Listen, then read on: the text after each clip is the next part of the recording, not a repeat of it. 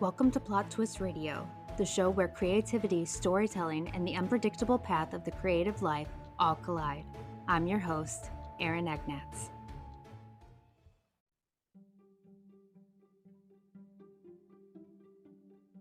Welcome back to Plot Twist Radio, where we dive into the stories behind the storytellers. Because every writer has a journey, and every journey has a twist. Today's guest is a master of cozy mystery with a delightful and slightly mischievous edge. Liz is the creative force behind multiple beloved mystery series, including the Cat Café Mysteries, the Pawsitively Organic Mysteries, and the magical Full Moon Mysteries. From amateur sleuths to cats, cafes, and even a little witchcraft, her stories blend charm, intrigue, and just the right amount of chaos. And if you're anything like me, a lover of animals, mystery, and, of course, paranormal, you're going to feel right at home in her world. In this episode, we talk about her dual author identity, her love of crime and psychology, the balance between plotting and pantsing, and how cats, community, and creativity all come together in her books. So grab your coffee or your cat and settle in. Hello, Liz, and welcome to the show. Hi, Erin. Thanks for having me. Absolutely. Can you tell the audience a little bit about yourself? Yeah, so I'm Liz Mugavero. I'm also Cate Conte. Together, we write mysteries. So we have 3 series between the two of us. They're all cozy mysteries. So the first one is the Positively Organic Mysteries under Liz Mugavero. And that follows a woman who leaves her corporate job and becomes a gourmet pet food chef and also an amateur sleuth when she keeps stumbling over dead bodies. And then I have under Cate Conte the Cat Café Mysteries and the Full Moon Mysteries. And similar for the Cat Café Mysteries, I have an entrepreneur who returns home, finds herself opening a cat cafe. She didn't really plan on it, and also finds herself, stumbling upon too many bodies that that don't belong there. And then my Full Moon series is based on witches and all that fun stuff. Very cool. And I like that you have the two identities. I'm a writer like that too. There's Erin for the ghost stories, and then there's Eliza for all of my mysteries and stuff, Nice. or well, fantasy, whatever. But Yeah. how did the dual author identity come about for you? Yeah, so my first series, I had started my first series under my first. I never intended to actually publish under my real name because it's really hard to say. Like nobody can ever pronounce my last name, so I always assumed I would have a pen name. But when I got my first contract, it's funny. I always say after 10 years of trying to get published, it happened like overnight when I finally did get a contract, and so it just happened so fast. The next thing I knew, I had a contract and I was writing under that name. So as I was in the middle of that series, I was approached to write another series for a different publishing house, and they wanted a different name. So It makes sense. It makes sense. And congratulations, because I've read your books. I love them, especially the Cozy Cat Cafe. When I saw that your name came through, I was like, wait a minute, I know her. I like her stuff because I'm a cat. I'm a crazy cat yeah, lady. yeah. That's what my husband calls me. I would love to have a cafe minus the dead bodies, of Yes, course. minus the dead bodies. Yeah, They usually don't turn up in the cat cafe, which is nice. So that is nice. So when did you first realize mystery writing was your genre? I mean, I think I always knew. I was always a little weird. I loved crime from a very little kid. My parents were a little worried about me. In my bedroom when I was young, I had a poster of Johnny Depp and a poster of Freddy Krueger, and they were like, "What is happening?" And then I think the first true crime book I ever read was, about a serial killer. So, and my grandfather was a detective. So, I mean, he never. I was very young when he obviously retired, but he never told me a lot of the real stories. But I got enough of a sense of it that it always interested me. So it's just been something I always wanted to understand, like why people do the things that they do. For me, it's not about the gore and the dead bodies and the how they get killed kind of thing, but it's like why are people killing other people? What is actually that bad that could prompt you to do that? And so yeah, when I finished my master's degree in writing and publishing, I had written a novel for my thesis. It was not a mystery; it was kind of a women's fiction type of thing that will never see the light of day. It was pretty bad, but it got me my degree, so that was good. And then I was like, well, what am I going to do now? And I was like, well, I love mysteries, so let's try to write mysteries. And then yeah, I found a mystery conference, and I just jumped in, and the rest is history. Yeah, well, that sounds like a fun story. Mhm. Now, I know what you're talking about because my parents looked at me the same way, and my husband looks at me the same way because I'm addicted to the ID channel. I'll sit there and watch it all day. I don't know why Yeah. I get sucked in. So I guess that's why I love your books too, because I get sucked in. And you're right. It's not the gore or anything like that. I can't stand anything with gore, but I really want to know how the mind works and if they get the person. Yeah. No, 100%. It's almost like it's like a question that you have to have answered. The first real like local to me crime story that I was old enough to understand and really want to dig into. This was the first research paper I ever wrote. Again, my parents were like, "This was the topic that you picked." I grew up in the Boston area, so the Charles Stewart murder case. I don't know if you've heard of that. I have, Yeah, yes. so that was happening when I was probably like 13 or 14 years old. So yeah, I picked that as my topic and it was fascinating to me. Like I remember being glued to the TV like what is happening, And yeah, just why would he do that? And yeah, all those questions that a kid would ask, but yeah. It's an interesting concept. But getting back to the books, your series often features cats, like we said, cafes, and magic. What inspired these cozy but mysterious worlds? Yeah. So when I got my first contract, I actually got it on a proposal. So I had been working with an agent who was interested in this was back in 2011 when cozies were having kind of a resurgence. And so there was an agent that had approached a group I was in looking for writers to create proposals with. So when we were working through the proposal, we were kind of going back and forth with like what my interests were and then versus what he thought he could actually sell. And animals have been a huge thing for me my whole life. So I worked in cat rescue for many years, was definitely known as the cat lady. And when we talked about that, he said, "Well, I think I could do something with, pet food treats or gourmet pet food." And I was like, "Oh, I could do that. That's kind of cool." So the cat thing was born out of that. And then while I was writing that series, as I mentioned, the other publisher didn't really have any cat-centered mysteries, and I think they felt like they were missing the boat. So they so they'd reached out to this agent and said, "We need a cat mystery. Do you know anybody?" And he's like, "I got just the girl for you." So that's how I ended up with the cats. For the witches and the paranormal, that's also been my other love. I went to school in Salem, Massachusetts. I was schooled on witches from a very young age. I was always fascinated with ghosts and paranormal things and all of that. And so when my first series ended, my publisher approached me and said, "Hey, let's do a new series." And we were kind of tossing around paranormal ideas. And he said, "What do you think of a modern day Bewitched?" And I was like, "Oh, I love that." So that's where the witches came from. Cool, very cool. I love that you have roots in Salem. The other side of me, the ghost hunter side, I perk up every time I hear Salem. Yeah, it's so fun. I was just there last weekend. Really? Yeah. I've only been there once, and it was right before Halloween, and you could barely move. Oh, There was yeah. just people everywhere, but it's Yeah. such a amazing place. So what do you think readers are so drawn to mysteries with animals and magical elements? Because I've noticed that with my books too. If the more like animals I put into it, the more magic I put into it, people like that a lot better than just my regular, mundane stuff. Yeah.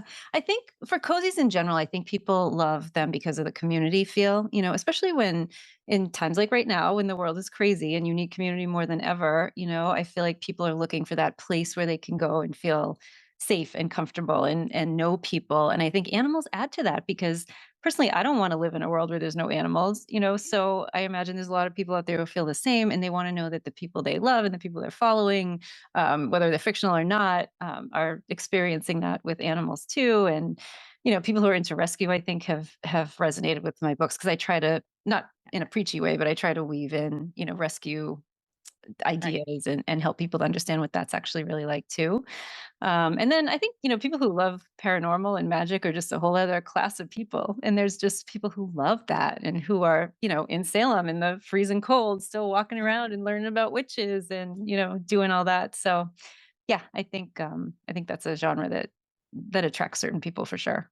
For sure. It's a big one, and it's fun to write. I Yeah. enjoy writing that genre versus you just the strict romantic comedies that I sometimes write. I just when I can escape into, like, a fantasy world, the possibilities are endless, so it makes it more fun, I think.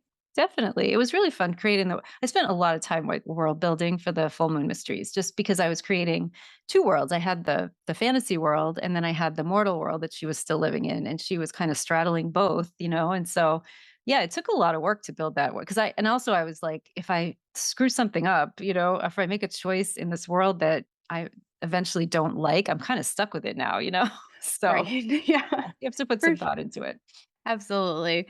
So as far as the writing process goes, do you plot your mysteries carefully or do surprises kind of happen along the way as you write? Yeah, it's so funny. I was just thinking about this the other day. So I have been notoriously a pantser my entire life. And then I've always worked while I've been writing my books. So I've had to manage deadlines and demanding jobs and all that. So there was one point where I really ran into a place where, I had derailed my book. The deadline was coming. I was screwed basically, and I didn't know how to get out of it, and I hadn't plotted. And so, luckily, a friend of mine who is a master plotter helped me get out of that mess and turn in the book mostly on time.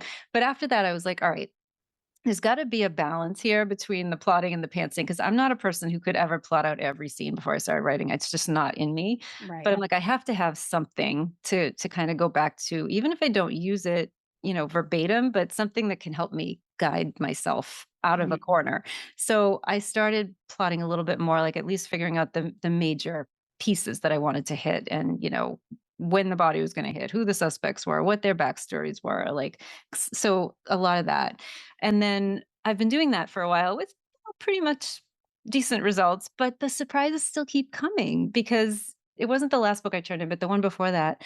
I had written the book, I had plotted it somewhat, I felt good about it. I was getting to the end of my edits, and I remember reading it through and saying, this book sucks. Like, there's something wrong with it. And so, in the process of editing, there was a very minor character that I had in there that I almost even just cut out.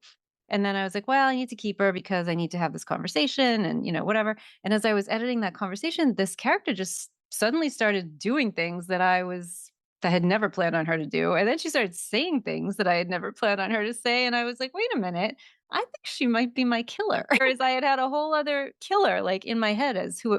So yeah, and that was a few days before the book was turned in. So the surprises still keep coming. And I think the last book that I just turned in 2 weeks ago, I think I tried to overplot, and that Mhm. derailed me surprisingly. Like I was like, all right, I have this plot. I've got all these words. I think I'm good.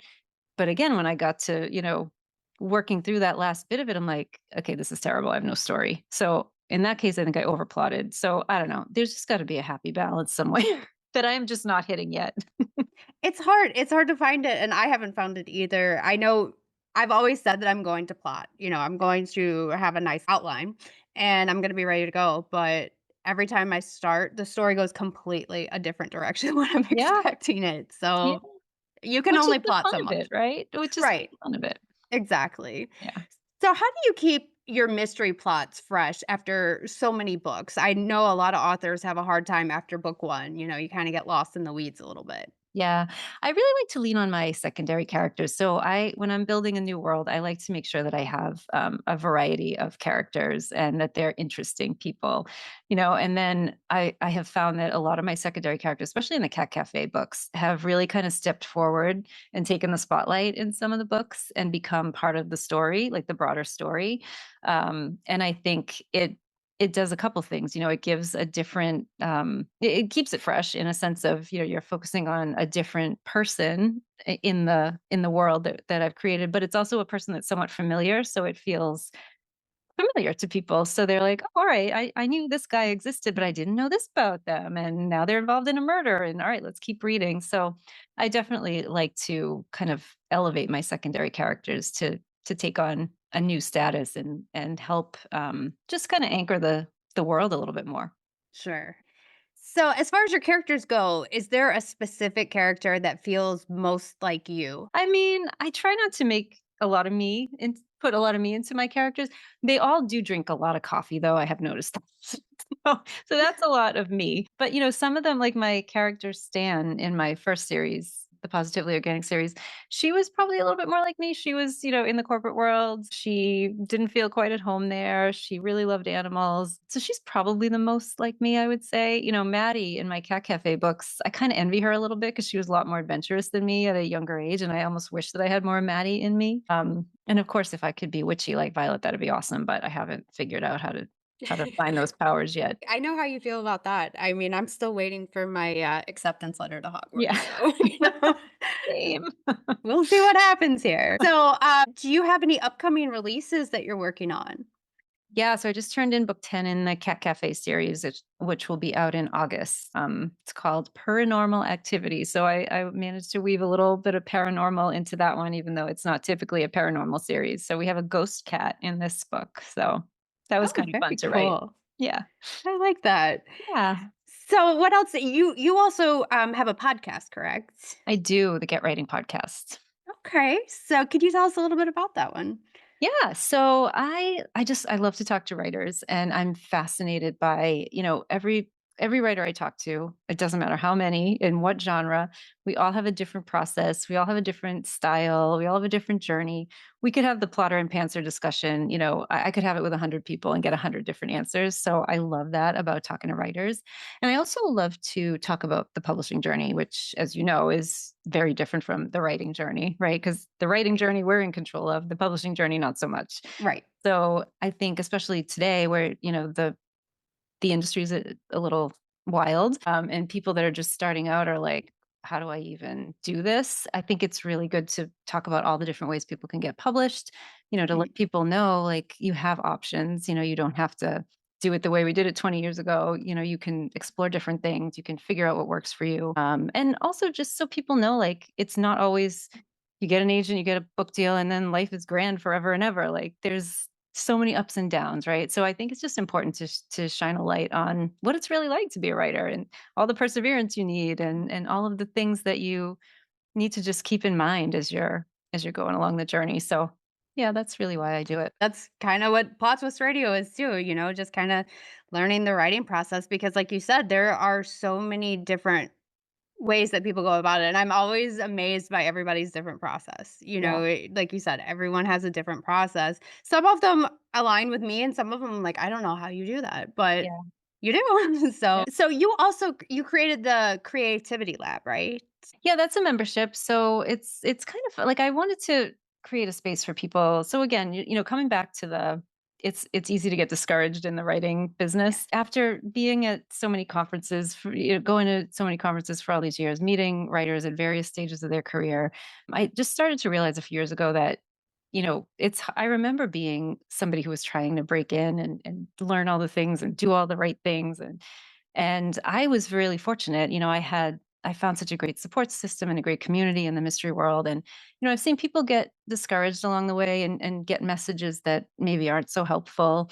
And I just started thinking, like, I was very lucky. I had a lot of people who helped me and lifted me up, and I wanted to be that for other people. So, just to give people a place to go to, have accountability, put a writing session on their calendar. We could get some co-writing done. We do some fun things too. We do tarot and we do oracle cards and we do little book clubs. Like last night, we actually had a session on Bird by Bird by Anne Lamott. So we look at writing books, and just a place to keep people engaged in what it's like to be a writer and around people who feel the same way. That is awesome. I love that you have that because you're right. Right. It can be very, very difficult and it can be very mentally challenging for a Yeah. while, especially, those that are in their query process. That is one of the hardest parts of the whole thing. So it's nice that you have that. What's the biggest obstacle you see writers struggle with? I mean, I think for newer writers, it's staying motivated, right? Because especially if you haven't found your community yet, if you're trying to do this, in the midst of your other life, if you have a job and you have kids and your other responsibilities, and you don't really have a support system who understands what it's like to be a creative person, it can be real easy to be just kind of told, or not even told, but not in a bad way, but just kind of in that mode of like, oh, I can just put this aside. It's not really that important. I have other things to do. And if you have a family that doesn't really understand it, they're like, well, why are you wasting time on that? We could be, watching Netflix, right? And so Right. just um, making sure people have a place to stay motivated and not let go of their dreams.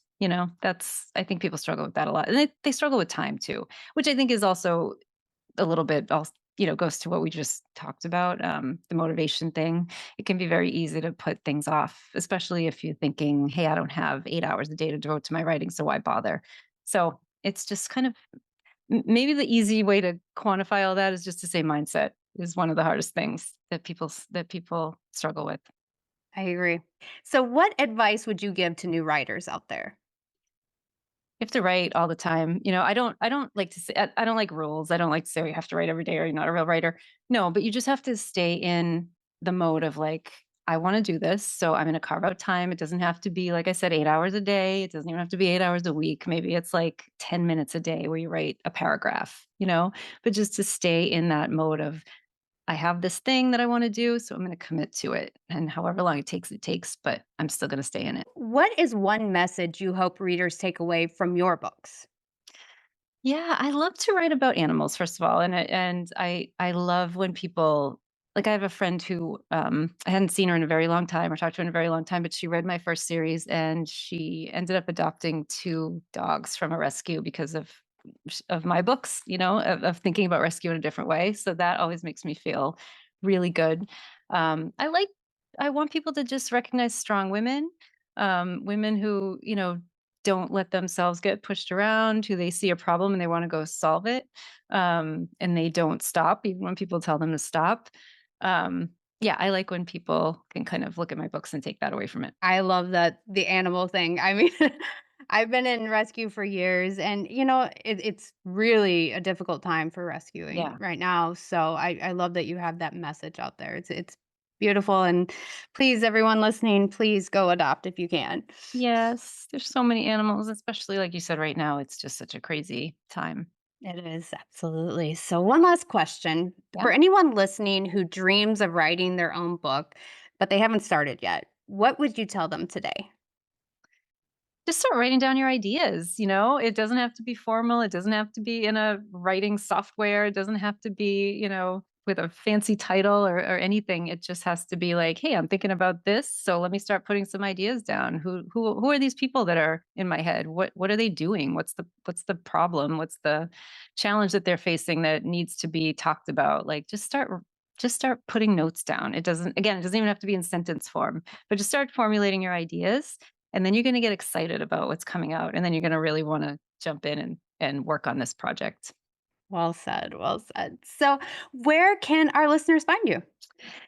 You can find me at cateconte.com, Kate with a C. It links to all my books, all my social. I have a Substack and the podcast as well. So that's the central location. All right. Thank you so much for joining me. This has been great. Thank you for having me. My thanks again to Liz for joining me. Honestly, I could have talked to her all day. I love how she blends cozy, comforting worlds with compelling mysteries, all while weaving in meaningful themes like animal rescue, strong female characters, and the importance of community, both in fiction and in real life. And if you're a writer, there was so much insight in this episode about finding your process, staying motivated, and giving yourself permission to grow. If you'd like to check out her books or learn more about her podcast and creative community, head over to cateconte.com. And as always, if you enjoyed this episode, don't forget to follow, rate, and share Plot Twist Radio. It truly helps more listeners discover these incredible stories and voices. Until next time, keep writing, keep dreaming, and remember there's always a plot twist waiting just around the corner.